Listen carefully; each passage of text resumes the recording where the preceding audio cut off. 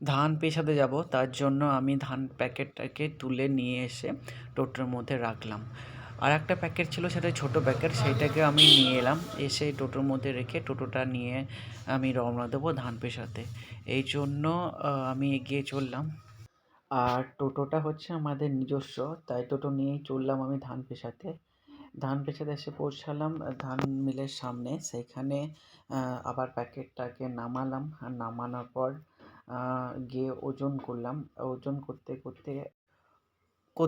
ধান পেষার মালিকটা কোথায়? এসে দেখছি উনি এখন ফিতাটা ঠিক করছে। ধান কলের ফিতাটা একটু বড় হয়ে গেছে, তাই ছোট করছে। তারপরে একটা মানে দাদা ছিল, সে দাদাকে বললাম যে ধানের প্যাকেটটাকে আমার ধরে দিতে। সে ধরে দিল। তারপরে আমি গিয়ে ভালো করে প্যাকেটটাকে ঝেড়ে ঝুড়ে ঠিক করলাম। তো আমাকে জিজ্ঞেস করছে যে এটা কী ধান? তো আমি বললাম এটা মুড়ির।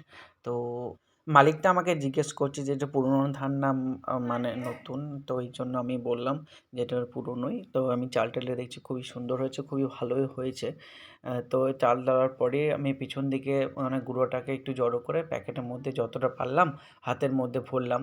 তারপর দেখছি আর হচ্ছে না, তখন পাশে একটা টিন ছিল, টিনটাকে তুলে নিয়ে আমি গুঁড়োটাকে ভালো করে ভরে আমি চালটাকে ভালো করে মুঠোটাকে বেঁধে আবার বাড়ির পথে রওনা দেবো। তো এই ছিল আমার একটা ছোট্ট মিনি ব্লগ।